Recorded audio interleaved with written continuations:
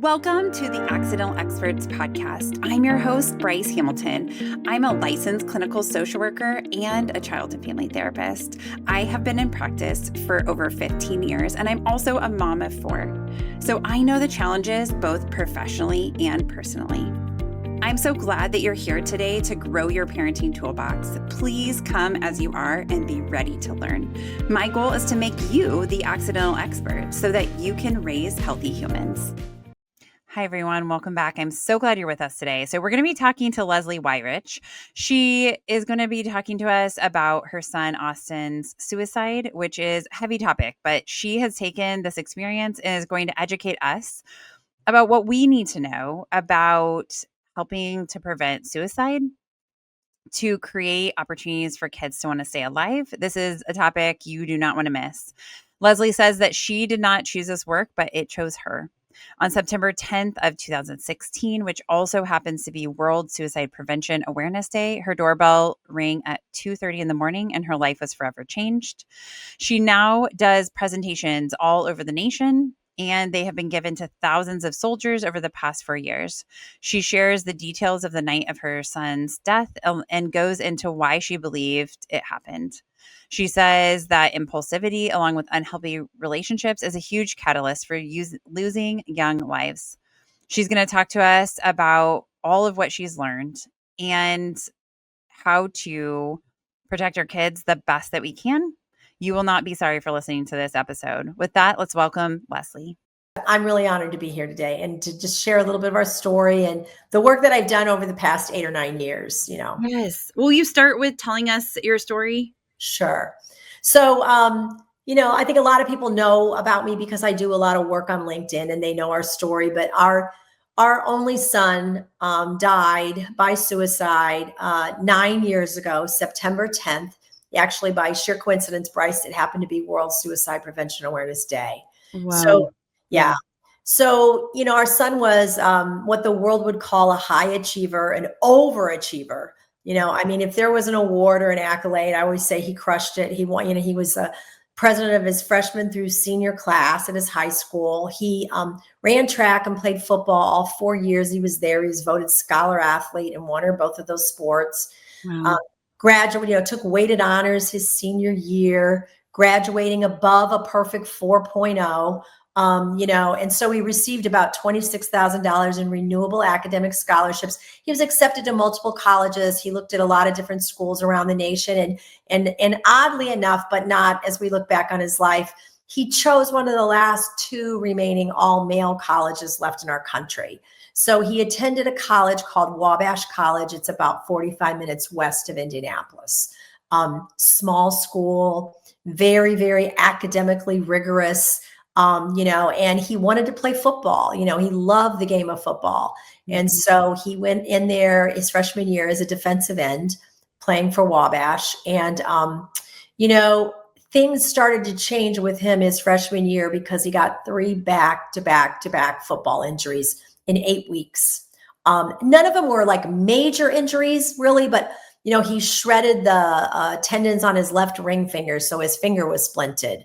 At one time, he had a splint on his left ring finger, and then 2 weeks later, separated his AC joint in his right shoulder, and he had a sling on his arm. So, as a freshman, he's walking around campus, trying to use his laptop, trying to, study, carry his book bag with a splint on his finger and a sling on his arm.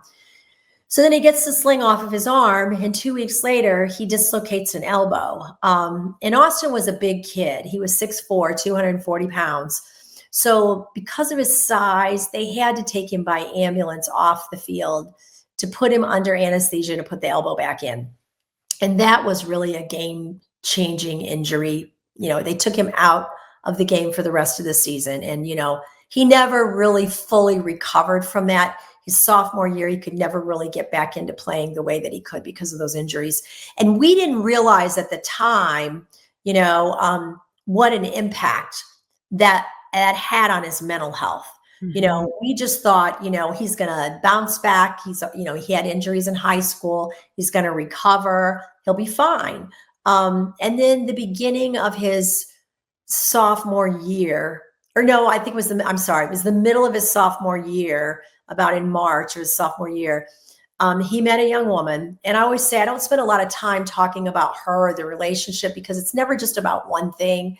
I always say suicide's a perfect storm. It's usually a lot of little things that are under the surface that are adding up. And then there's a trigger moment. But it was not a good relationship. She was older than him. She'd moved to Chicago.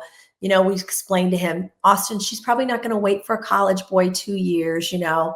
And so, you know, one evening, you know, she showed up and they had an argument. And, you know, a few hours later, he took his life. And so, there's a lot of factors that had led up to that moment, but we really honestly, you know, I was invited to do a TEDx talk during COVID and it was canceled. And I keep thinking I need to kind of circle back and do one, but I was going to be on how perfectionism killed my son because I felt like he had this high achieving personality. And, you know, it's hard to be in a relationship with that high achiever because, you know, people aren't perfect. Young relationships aren't perfect. And when anything would go wrong, you know, Austin was so intense. You know, every girl he met, she was the one. And I'd always say, you need to slow down, Austin. You know, there's a lot of girls out there. You're learning about them. And so, you know, I'm not blaming this young woman. She definitely was the trigger that night. It was a trigger moment, but I think it was really leading up through high school and into college, this ability that this inability to make a mistake. Everything had to be perfect. Everything had to line up for him. And if anything didn't line up, he couldn't deal with failure. You know, he would emotionally plummet. And, you know, we saw him through a lot of those events in high school, you know, when they'd lose a big game or, you know, a girl would not, you know, go to the prom with him or just, you know, life events. He struggled so much with dealing with that and regulating his emotions through it, you know. So that was really kind of our story. But then what made our story really unique, Bryce, was because this school was all male, on the 2-year anniversary of our son's death, which once again was September 10th, he died in 2016. In 2018, I always volunteer on that day. I want to do something, and it's important for me to give back. And so I always volunteer, usually at our local hospice here, because hospices worked with my family a lot. And so I had been there all day. I had come home. I got a text message from one of Austin's former roommates. And he said, Mr. and Mrs. Weirich, I don't know if you heard, but Evan Hansen, the co-captain of the Wabash football team, took his life today. And he's really sorry to have to tell you this today, but I didn't want you to hear about it on the news. So both young men dying by suicide on World Suicide Prevention Awareness Day, both knew each other, both attended the same small all-male college. So 2 weeks after Evan's death, we were contacted by the Indianapolis Star, which is the largest newspaper in our state. And Evan's family was brave enough to donate his brain tissue after his death. And it came back confirmed stage 1 CTE, chronic traumatic encephaly. I'm not a fan of young boys playing football, but he had multiple concussions. He's been playing since he was 7.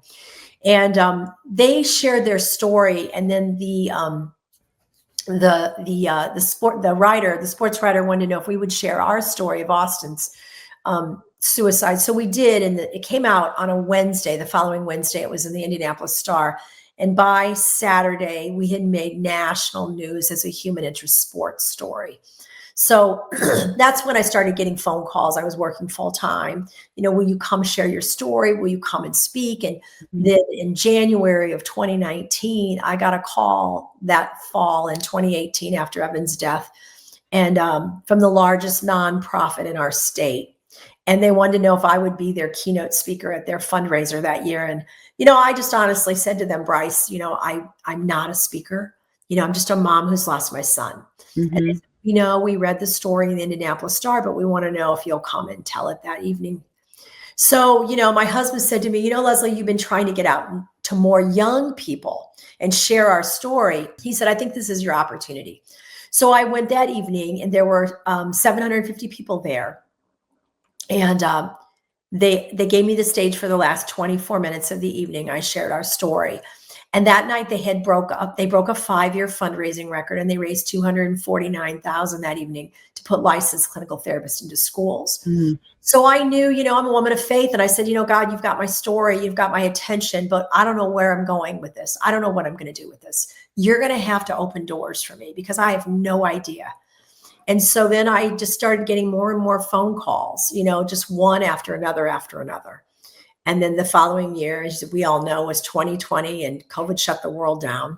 So I spoke on February 25th of 2020 to a charter high school in Indianapolis, or no, I'm sorry, in Fort Wayne, in South Bend, outside of Notre Dame.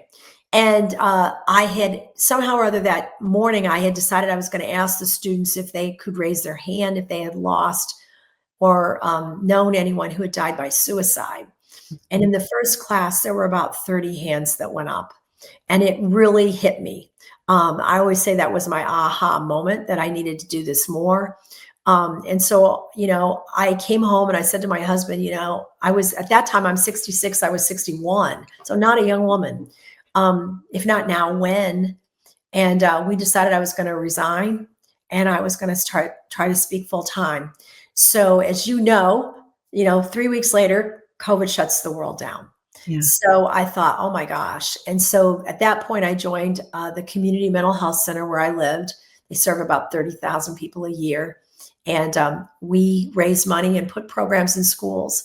And I did that for a couple of years. So it's just grown, and I've spoke, and I've kind of been all over the nation sharing our story. And, my focus is young people. And in particular, my focus is young men, because 80% of suicide is young men. Wow. Yes. Yeah.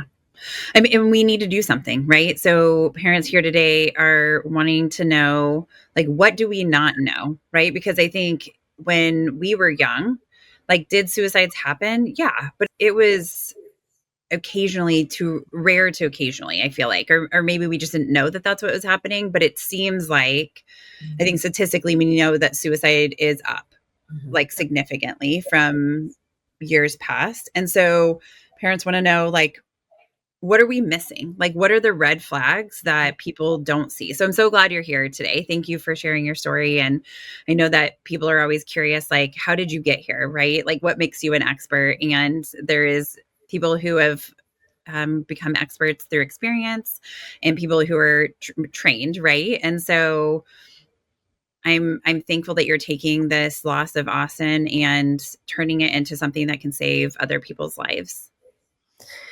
Well, that's a great question, Bryce. What do parents need to know? And I think, anyone listening to this today, they can probably stop in a moment and they can think, who do I know that's died by suicide?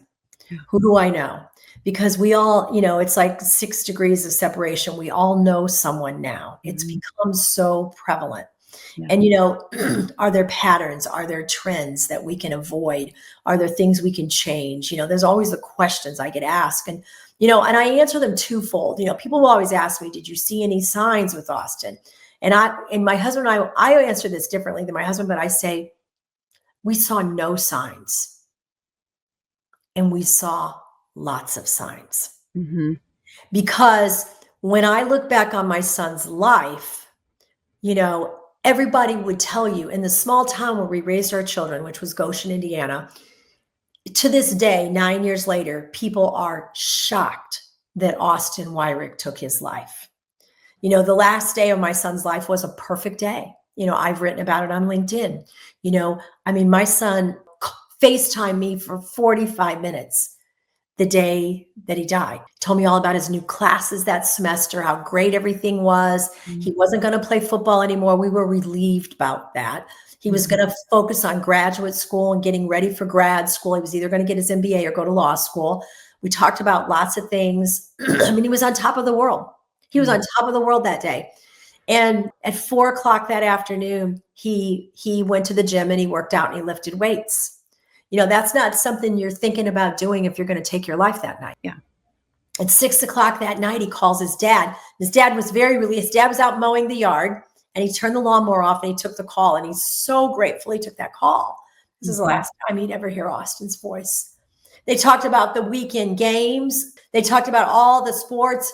He was going to go watch he was still living with the football players, and they had a bye weekend that weekend. So they were going to go out to the home of one of the players, and they were going to watch the Notre Dame game. Told my husband all about what he was going to do on Saturday. He told them they were going to go out for burgers. There's this little burger joint on campus. They were all going to meet there Friday night.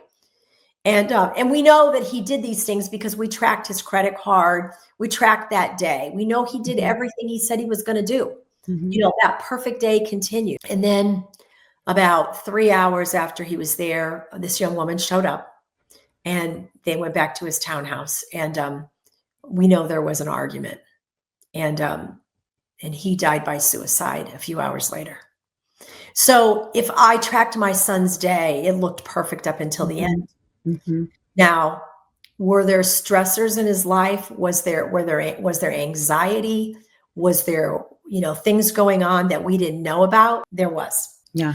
So when I tell parents this, I share the story of Austin's last day because I want parents to understand sometimes there are signs, and we can always talk about those. And Bryce, as a licensed clinical social worker, as a therapist, as a counselor, you understand, we talk about the change in behavior. This is what you can look for in signs. Maybe they're sleeping more than usual. That's a sign. Maybe they're not hanging out with the friends they used to hang out with. Any change in behavior. But what we don't talk about is when we don't see the signs, when we don't recognize the signs. How do we keep the conversations going? How do we open our kids up and let our kids know there's a safe space they can come to? There's a safe place they can always go to. And even if it's not us, and many times it's not a parent, and I want to talk about that too, because I think a lot of parents think, I got to know what's going on in my kid's life. I have to know every detail of my kid's life. And I'm going to tell you, to a certain extent, I understand that because that was me. I was a fix-it mom. But there comes a point when you need to allow your kids to go talk to other people, because those are the people that are going to keep them safe. And so I think when there aren't signs, and like I said, in Austin's last day, the last thing I thought he had on his mind was suicide that afternoon when I talked to him.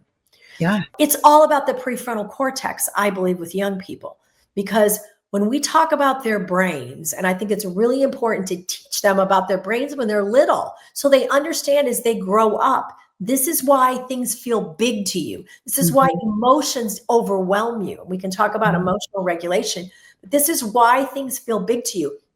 So when we talk about that prefrontal cortex, that's upper level decision making and reasoning. It's impulse control. It's anger management. Could my son have used some of those resources that evening? Absolutely. Absolutely. So, he was 20. He had 5 more years. I say roughly 25. I say 25 to 27 before that prefrontal cortex is fully cooked, fully developed. So we have to teach our young people at a young age appropriate language as they grow up. These are things that you're going to get ready for, because it's not if, it's when. When it happen. This is what we need to turn to. This is what we have available. This is where you can go. This is who you can talk to. This is what you can do. This is a safe place. We have to let these kids know constantly in their life, because we know this world is hard right now. And there's things coming at them, every minute of the day. When I look back on our son's life, had I known what I know now, I would have been talking to him a lot about his emotions and his feelings, and making sure he knew he could talk to people, making sure, and he had people in his life. He just didn't go to them that night. He was impulsive. And that lack, that impulsivity, it leads to so many young suicides, and particularly young men. And I want to point this out. If there's any parents that are listening that have a young man in their life and he has a young woman in his life, one of the leading triggers for suicide is the breakup of a personal relationship. I've worked with the military now for several years, and the first base I ever spoke on in 2021 was Fort Bliss, and that's in El Paso, Texas. That year, that military base had 20 suicides. Whoa. 19 of the 20 or over the breakup of a personal relationship. So it's a real trigger. It's maybe not and I always say, my son's suicide was a perfect storm. There were things brewing, but that was definitely the trigger that evening. So I think when your young men are in these relationships, as we know they are, we've got to get them somebody to talk to and somebody to work with, because relationships, they're going to fail. They're going to have breakups. There's going to be things that happen. They need to understand the breakup of a relationship doesn't equal the loss of your life. Yeah. Well, and it's also the perspective of, I think this goes to something else I feel really passionate about, that as parents, I think we often forget to talk about, is how do you date? What does dating look like? What's the purpose of dating? Because so often in my practice, I'm talking to all, high school kids, college kids. I'm like, the purpose of dating is to learn what you like and don't like. Right. What you like about yourself, what you don't like about yourself in response to other people's, actions, and you're learning, right? So this is learning. Right. It's that you're getting prepared for somebody who is a great match for you. Right. You're not going to generally find the best match at the beginning. Most people do not. Statistically, we would say that it doesn't happen. In my life, I have one friend who met her husband at 14 and he was 15, and they've been married for, I think, 20 years now. But, it's like, I guess more than 20. No, about 20. Yeah. That's a long time I'm 41. So be married for 20 years already. It means you're very young, right? But I think, it's that doesn't normally happen, right? So preparing our kids to break up, how do you break up with somebody? But I kept thinking as you're talking, I'm like, okay, so if we imagine that our kids are kind of like on a platform, right? And like maybe it's that sometimes things fail, right? Like the platform kind of like falls, but you want to make sure there's scaffolding underneath, right? 100%. To kind of catch them so that they don't fall all the way to the bottom. So we're putting in these safeguards that kind of like lead them to different directions, but they also have to practice it. In therapy, I'm always like teaching kids skills, and I'm like, look, you can't use the angry skill when you're angry yet. And they'll be like, what? Like, why wouldn't I use it now? I'm like, your brain's going to say no. I promise. Your brain's going to say no way, no how. Like, that's not going to work because you've never practiced it before. So using it in the heat of the moment is not going to be the time to teach your brain something new. You have to teach it when you're relatively calm, right? So that it gets used to that idea. And then that kind of helps you to change the channel per se in your brain of like, you're open to it. And then you're like, okay, yes, I can, use this tool to start calming down or whatever, but you can't just use it in that moment. So what I hear you saying is it's a lot of framing, lots of free work that we're doing preventatively, not knowing that our kid is or is not going to be somebody who is going to attempt suicide or die by suicide later in their lives. We're doing this as a protective factor. Protective factors I'm glad you brought that up. Protective factors are huge, right? So, we can talk about the warning signs. We can talk about risk factors. We can talk about them all day long, Bryce, but I always tell everybody I'm sort of sick of talking about risk factors because our rates are going up. Our suicide rates are going up. In 2023, we lost 50,000 people in the United States. That's a town. That's like wiping a town off the map. Yeah. So we've got to do something. We've got to switch it up. So I think it's not important to talk about risk factors anymore because to me, it doesn't. It is, but it isn't. I think we need to flip the script and we need to talk about protective factors and we need to start talking about them, like I say, age appropriately. We need to teach emotional regulation like you're talking about. I'm teaching these kids these skills, not when they're in the moment, right? But before that moment hits. So when that moment hits, it's like innate, right?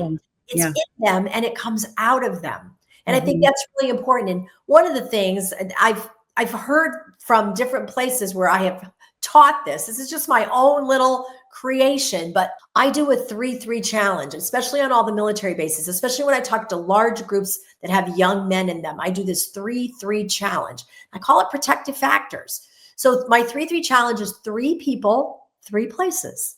That's simple. So you got to have 3 people in your phone. They've got to be on your speed dial. You got to have them in your phone. They know they've accepted they're your person. You know, I always tell everybody, I mean, this needs to go both ways because you need to agree to be other people's persons. Yes. Something happens 1 o'clock in the morning. You know, you've had a little too much to drink. You know, you get in an argument, whatever the case is, you can call that person. That person, and you need three. I always explain to them why you need three. One might not be available. One might be working. You need three because chances are with three, you'll get one of the three. So you call these people. They come. They might pick you up on the side of the road, you know, take you out, buy you a burger, whatever the case may be. They're going to be your person to lean in, hold space for you because you're feeling a little shaky. You're not sure what's going to happen. And you need somebody to be beside you, just to be there, to be present. Yeah. Not to fix you, not to make it all go away, but to sit with you till you're feeling better. So you can think a little bit more clearly, especially if you're under the age of 25, especially if you're young and you have that immature prefrontal cortex. So 3 people. And then I say you need 3 places because we know what happened during COVID, right? The world shut down. We couldn't get to our places and we felt unsteady. Like we didn't know, you know, like let's locked up in our houses. So I think to have 3 places. And I always tell everybody, these places, they're your places. They're where you see familiarity. They're where you recognize faces, where you know people. I said, if you're in college, maybe it's the library. Maybe it's, you know, I mean, it can be anywhere. But, you know, maybe it's a gym. You go to the gym, you see the same people working out at the same time every day. Maybe it's a church. Maybe it's a school, you know, wherever it is that you can be around familiarity because that's going to make you feel safe. That's going to make you feel like, okay, life is going to go on beyond this. So you've got to have 3 people and 3 places. And you're going to turn to this over and over and over because guess what? Life's going to give you a chance to turn to this because life is hard. It's not if, but when. So when you have this moment and you're trying to reach your people, nobody's around, you're going to go sit in that gym. If I don't care if you work out, you're just going to stay there till you feel better. You're going to sit in that library and you're going to see people coming in and out studying. You're going to do whatever it takes to get you to a safe moment because we know that, you know, that heightened sense of suicidality. And I was told this by the Community Mental Health Center lasts anywhere from 2 hours to 24 hours. It's the most heightened level of suicidality. So if you can get through that period of time safely, chances are greater than 90% you'll never die by suicide. So it's getting them to that safe spot. You know? And we're all going to, and this is what I want to tell parents, if anybody's listening, we are all going to have moments in our life. I've had them when we struggle, when we need to know that we're going to be okay. You know, isolation is the worst thing in the world for your mental health, right? So, well, it's why we use it as a torture technique. Yes, right? Like, great point. Yes, right. Yes. I mean, so and that's I think why COVID was also so. I mean, there's so many reasons, but one of the reasons that it was so difficult is because you lost that connection. And so, you know, you were trapped in your home, at least we were, because, you know, it's too scary to leave. And so then I feel like in some ways we've kind of gone back, but we're still not back. We're not doing the things the same ways that we used to. It's, improving, but it's also that, like, I think this is what has also amplified our kids being on so much technology too, is that's what they learned to do. We did school on technology. It's how you talk to your friends. It's you know, how you got connected to people outside of your home. And then we just never tossed that skill, you know, back to where it deserved to be. It's now still a highlight of what we're doing with our kids. I love that idea of the 3-3 because I think all of this is about protective, right? Like we really, because I mean, there are times where, I mean, I remember there are times that, you know, I've had, I can't remember exactly what happened now, which is poetic to what I'm getting ready to say. But like, there are times where I'm like, I would be okay if I didn't wake up tomorrow. I'd be okay if that happened, right? Like I didn't have a plan to hurt or kill myself, but I was just like, if I didn't wake up tomorrow, that would make this so much easier. Right. And now that I don't even remember what it was, right? At the time it seemed big, but I think all emotions when we're in them, like Mhm. right there when they happen and all the chemicals are bursting in our brain to tell us that we're having that emotion, it feels freaking big, Mhm. huge, Mhm. right? Mhm. But as you're That's driving away, Mhm. right, as time is passing and you're actively engaging in something else, it starts feeling smaller and smaller and smaller, and then pretty soon, like this, I can't even remember what Right. it was that felt so big in that moment, right? It was probably a test or a grade that I got back, and Right. I jokingly but in all seriousness excuse me, say I am a recovering perfectionist. Like, I with 4 kids, look, my Ha! house looks like a bomb went off. Okay. I try really hard to keep things picked up, and we do. And then, the kids do their thing Right. and they pick up, but it just, yeah, it is Right. organized chaos, we'll say. But, Right. I mean, it is, there's so many things. And I think sometimes the things that seem so big are big in that moment. They really are big. I mean, Mhm. are they big to somebody else? Maybe not. Are they really going to be big to us tomorrow or next week or in 5 years? Mhm. I think probably most things, no. Mhm. But in that moment feels hopeless, right? Or disabling or whatever the feeling is that we're feeling. It feels we're stuck, right? So having those people and those places to get to something that feels both comforting and accepting. I think, the thing I was thinking about with teens, like setting up these 3 people, they need to try them out, right? Yeah. Before they're in crisis too, to come up Right. with something to be like, hey, I'm going to call, maybe it's my uncle Yeah. who I'm going to use Yeah. as one of my people. I'm going to call him and tell him about this thing that is like kind of a big deal, but I want to see how I'm going to test him out Yep. to see Yep. how he responds. Because I think that's great too, because then if you test him out and he like quote unquote passes the test, Mhm. then you're going to be more likely, like you feel supported, right? You're going Mhm. to be more likely to call and be like, oh my gosh, this is what's happening. Mhm. This is Mhm. what's happened, right? And then you just want to know you matter. Yes, yes. And then you bring up a good point. So when you're talking about a young person, right? We just talked about the prefrontal cortex, and I always tell these young people, I said, we just learned about your brain a little bit. I've got a PowerPoint, I've got the brain up there. They can see their amygdala, their fight or flight. And then I say, now let's think about who these 3 people are going to be. So we work through it. And I said, Mhm. if you don't have 3 people, come see me afterwards. We're going to talk about this. We're going to figure this out. It can be a coach, Yeah. it can be a teacher, it can be somebody, but we like you to have somebody older. Why? Because their brain is fully developed. Yeah. So if you're struggling with your brain, you don't want to go to somebody your own age who's Mhm. also struggling with their brain. Yeah. So, it's very important that you have somebody that's a little bit older than you that can say, wow, that sounds really hard. I went through something like that one time, and they can share their story with you. I think there's a lot of good things that can happen when somebody goes first, when Yeah. they're vulnerable, when they share Mhm. their story of how they struggled at one time, because then you see them, they went through that, and they're still, and look where they are now. Mhm. They're still sitting here. They're still Yeah. here. It's really important to work with young people to get the right mix of people in their phone and make sure that they know, like you said, Bryce, I think it's great to try them out, to call them, say, hey, I learned about this program in school, this 3-3 challenge. I want to know if you'll be one of my 3 people. Here's Mhm. what it is. And Yeah. then, you explain it. Because I think, like you said, I love how you said that. Practicing these things when you're in a calm moment is everything. Yeah. Because when you're young and your brain is really ramped up in that moment, your emotions, I know Austin, his emotions would get so big, Yeah. so overwhelming, Mhm. and to him it was huge, Mhm. you know, and then a few days later he'd moved on.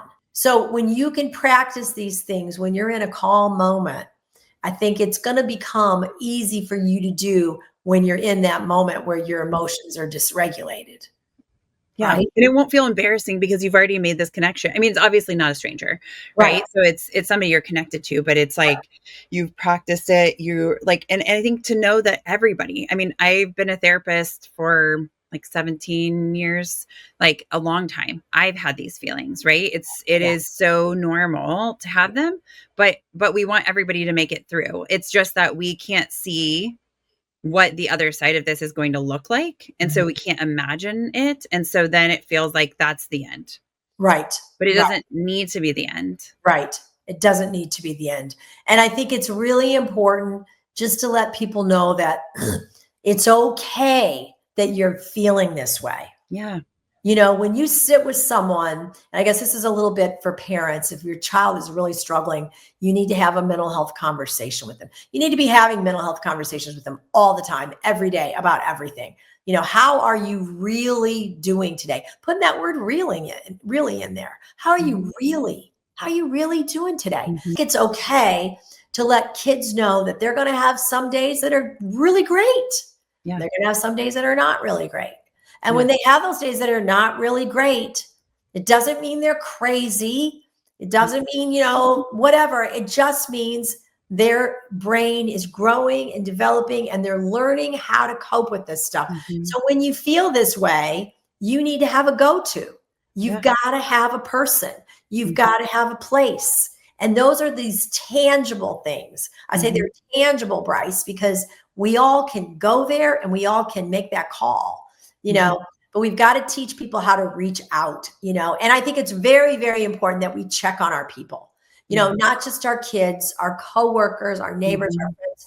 We've got to do the check-ins and they've got to be part of our life. We've got to just, I just text people every week. I just text them, how are you doing? Do you want to grab coffee? Do you want to, there's something really powerful about building out your live community, because this is what's going to sustain you when those times come. It's not going to be an app. It's not going to be somebody through a screen. I mean, it might be if you're an adult, but more important, there's nothing that's going to comfort you like somebody pulling up a chair and looking into your eyes and going, I know you're going through a hard time. And I just want to let you know that I'm not leaving your side. Yeah. I'm here with you. Through it. I'm with you. Yep. Yeah. Okay. So that brings up a good point. And we've talked about this on the show before, and I don't think you're going to say anything different than anybody else, but I know there's so much fear still about talking about suicide and planting this idea in our kids' brains and even, young kids, right? We know that kids set like 8, 9 have died by suicide. And I think that's not the most common age group, right? It's kids that are older, but it does happen. And so I think, tell me, is this something we should or shouldn't be talking to our kids about? Oh, 100%. We have to talk about it. I mean, there's just, whenever I go out and speak, there's always a couple goals I have when I speak. One is to let people know that it's okay to use the S word. Okay. We have to talk about suicide. We have to ask, because let me just tell you something. Does your kid have a phone? Do they have a phone? Because if they have a phone, you might not be talking to them about that, but someone else is. And whose information do you want them to get? I always say, how do you want them to learn about this? So I think it's very important. And here's the thing. And this is what I always say, Bryce. You cannot put an idea into somebody's head if it's not there. So if I come into your studio today and you said to me, hey, Leslie, before we start this podcast, I just need to ask you a question.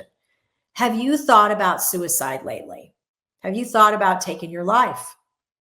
And I can say, no, Bryce, not lately. It's not in my head. I'm not thinking about it. Okay. But if you ask me, and I've been struggling and I've been thinking about, maybe it's better off if I'm not here anymore.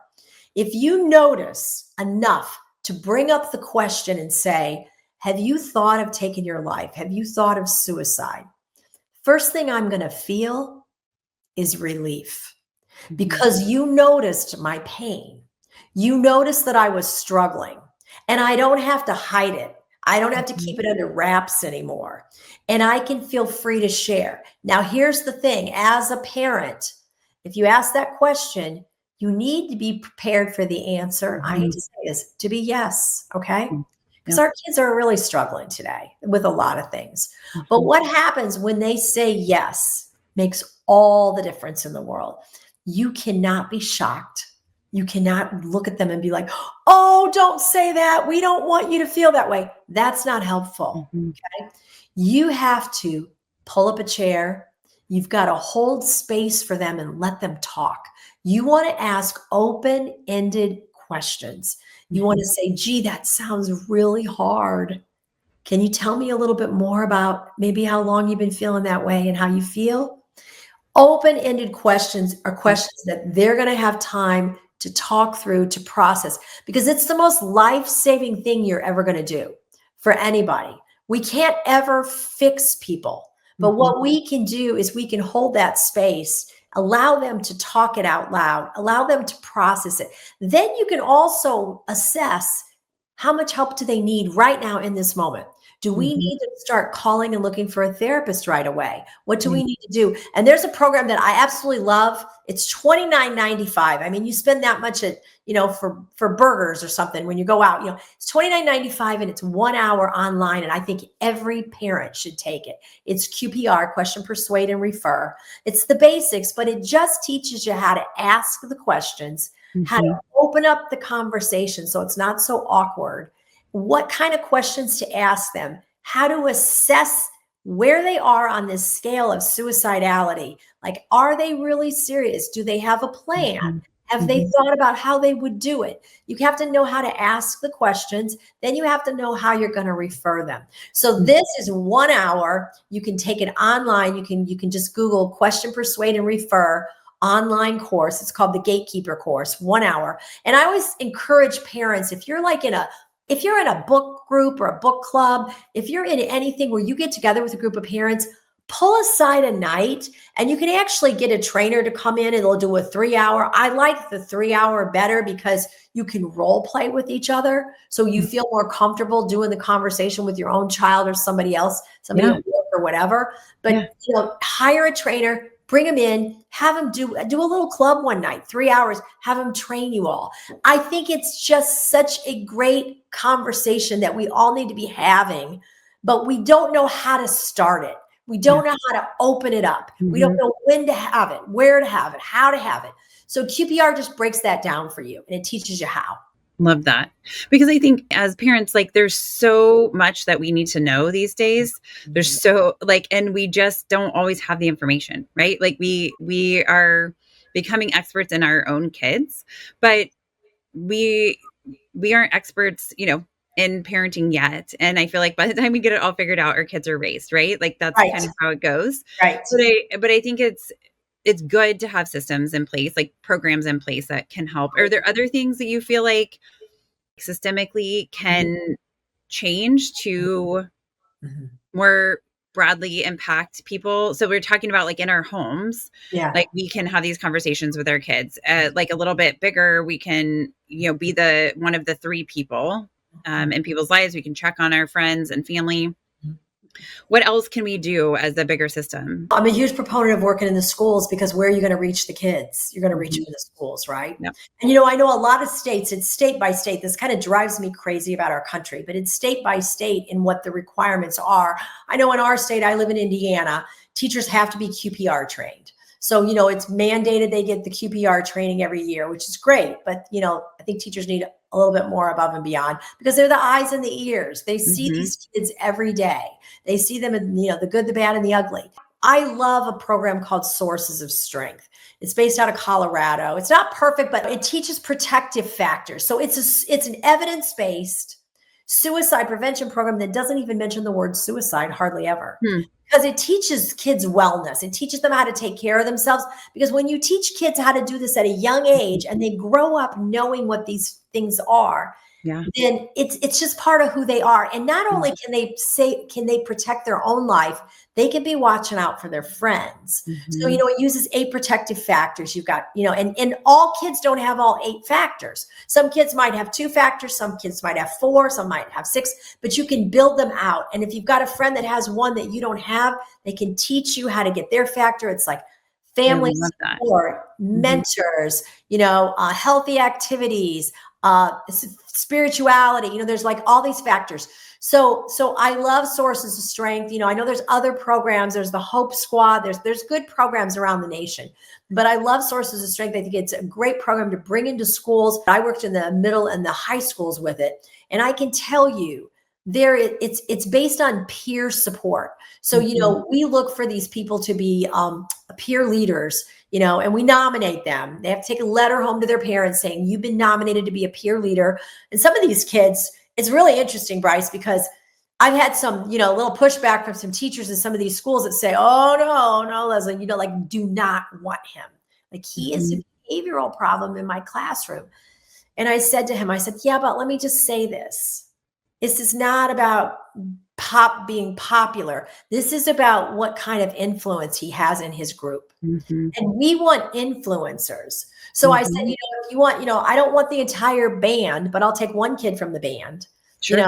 I don't want the entire student council. I'll take one kid from the student council. I said, if I can walk through a cafeteria and I can pick a kid off every table to be peer leaders, then I've covered that, but this whole premise of peer mentors in any age group, but particularly in that middle school and high school, that's where you're going to have the biggest influence, and then they do these PSA campaigns throughout the years. I mean, they'll do like, who's your mentor? They'll talk about mentorship and how to find mentors. And, you and I had talked earlier about the power of mentorship, having a mentor in a young person's life in middle school and high school, it reduces their risk of drug and alcoholism by 85%. And, over 50% of suicides involve drugs and alcohol. So, that one protective factor right there is huge.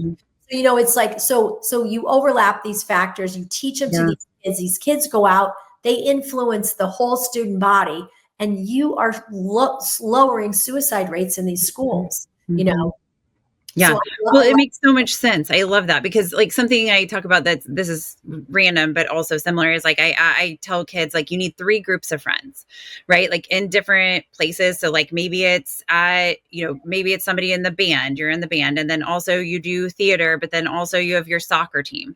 And so then you have these 3 different groups, or maybe it's a religious thing. And the reason for that is if something crappy happens in one group, then you have these other places to go. You don't have to stay in that. Like you don't feel stuck and you can't get out of it. Because most kids want to step away from like the drama or the chaos or whatever, or just need a safe spot. But it's like what you're talking about is putting all these protective factors in place so that like when you fall, it doesn't feel like you've fallen that far, right? It's like, okay, I just fell like one rung.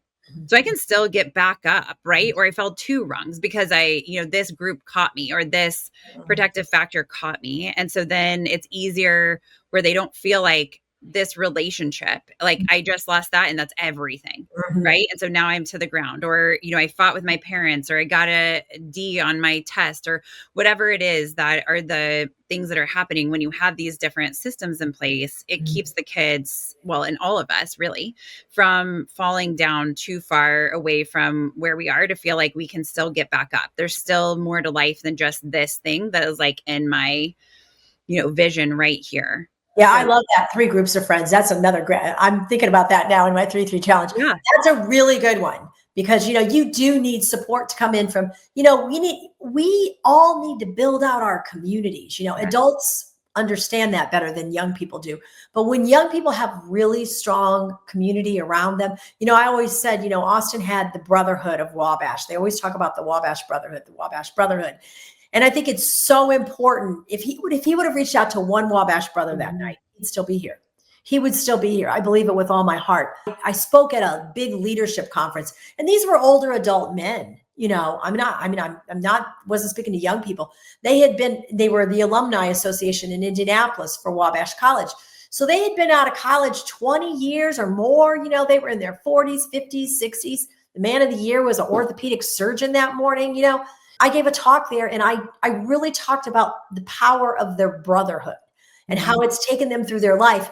But I said, you don't, and I talk about with men, especially when they stuff things in an invisible backpack. So I talked about the invisible backpack. I said, here's the thing. You all tout this brotherhood, but how much do you really use it?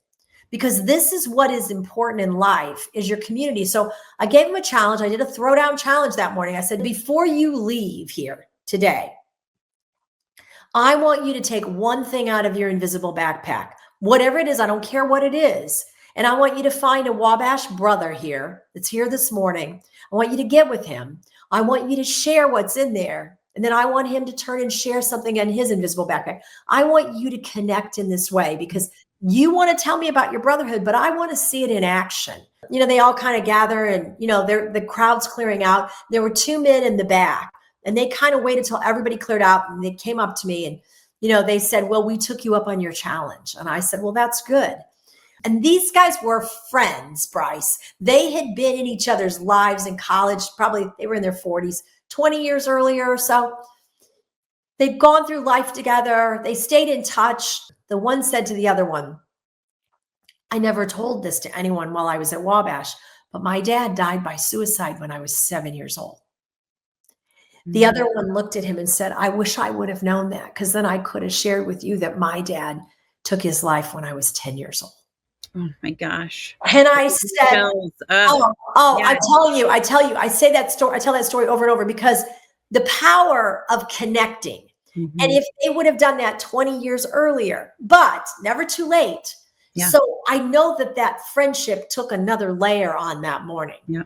That they had that common bond, mm-hmm. and they connected. So I tell everyone, this is why it's so important to have people that you can trust, that mm-hmm. you can talk to, that I'm going to go share all my stuff with them.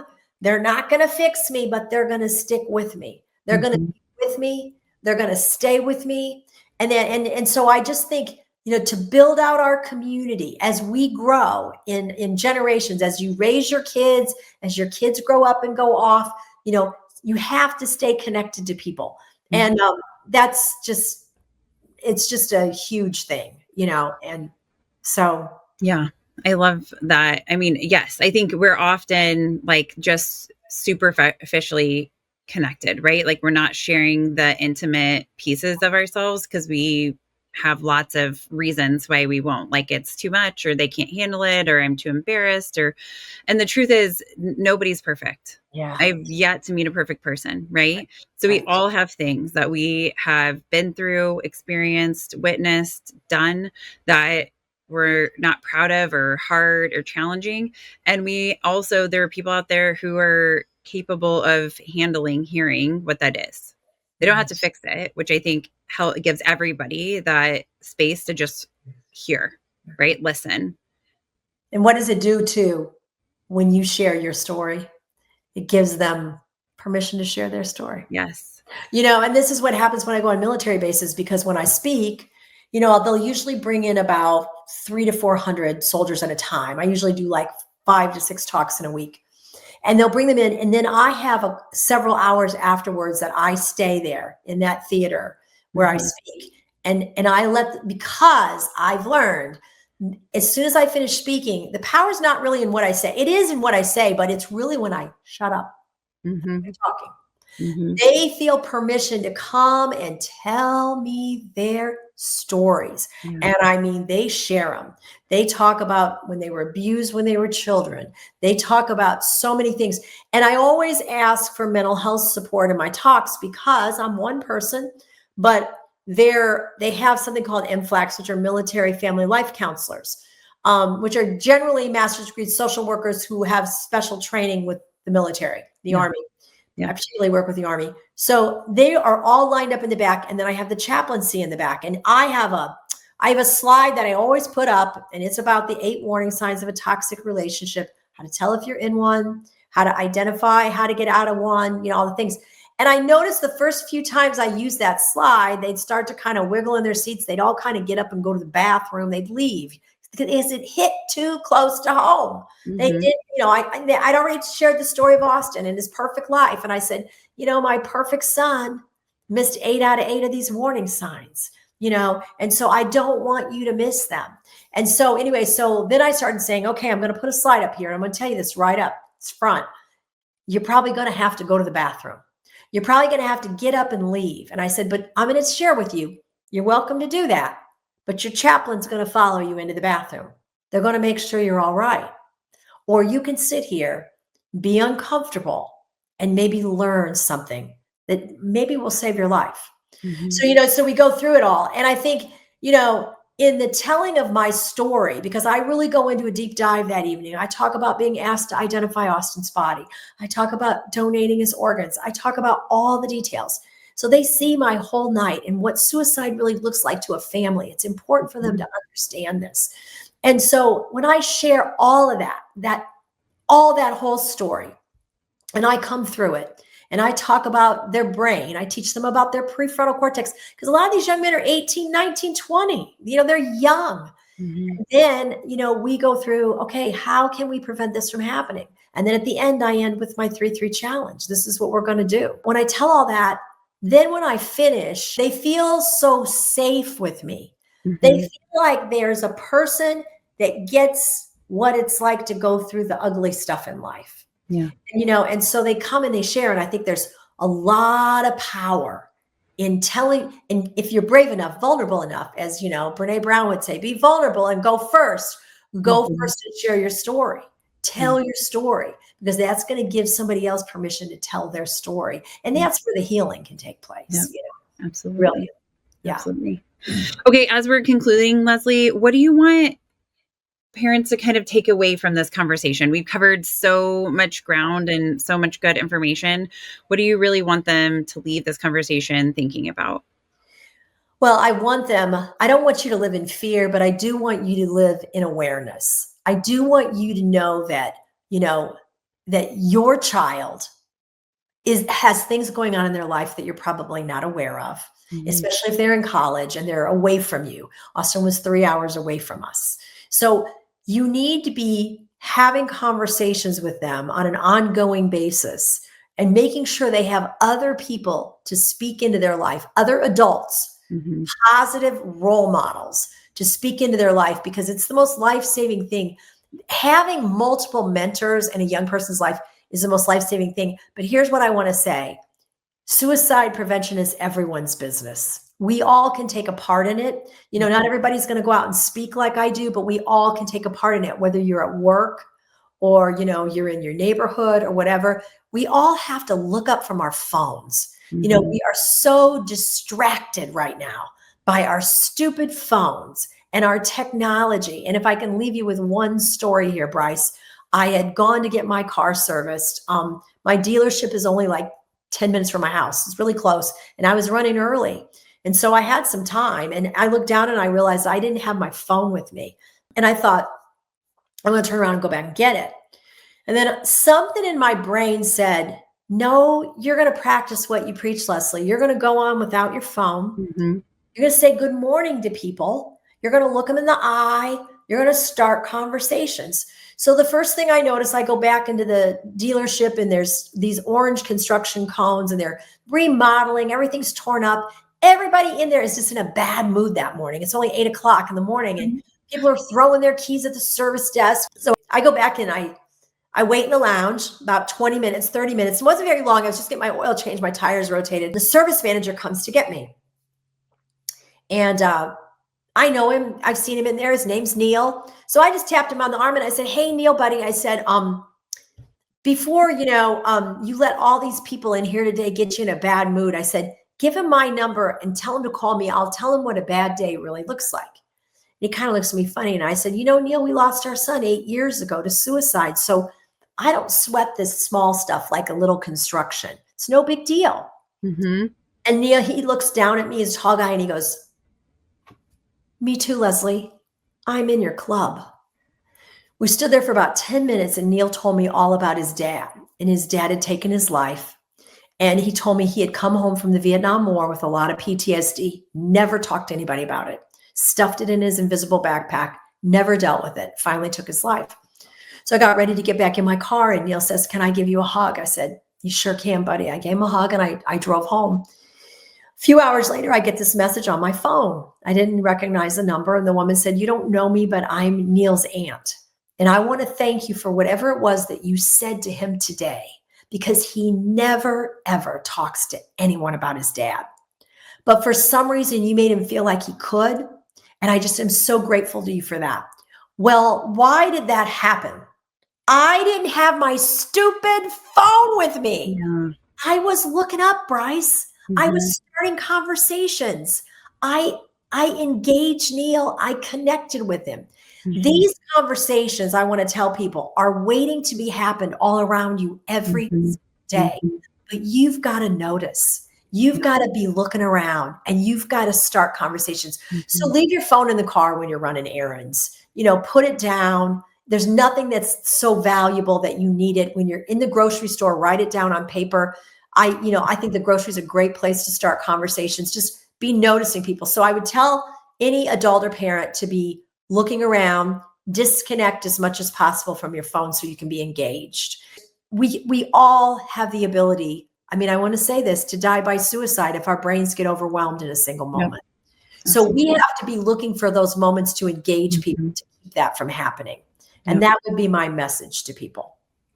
Leslie, thank you so much for today. This has been touching. This has been such a great conversation. Thank you. You're welcome, Bryce. Thank you for having me. I appreciate it. Thanks again, Leslie, for your time today and helping us to understand what we can do and implement in our own lives, but also our children's lives, and how to do our best to prevent suicides. With that, I will say thank you for your time today. If you would subscribe to our show, just hit that subscribe button on the platform that you are listening on before you peace out from our show. We would greatly appreciate it. If you think that this would benefit another family, please share it with them. Also, follow us on Facebook, Instagram, TikTok, and YouTube, and keep the emails coming with future topic suggestions to accidentalexperts@gmail.com. Have a wonderful day. Some words from our legal team.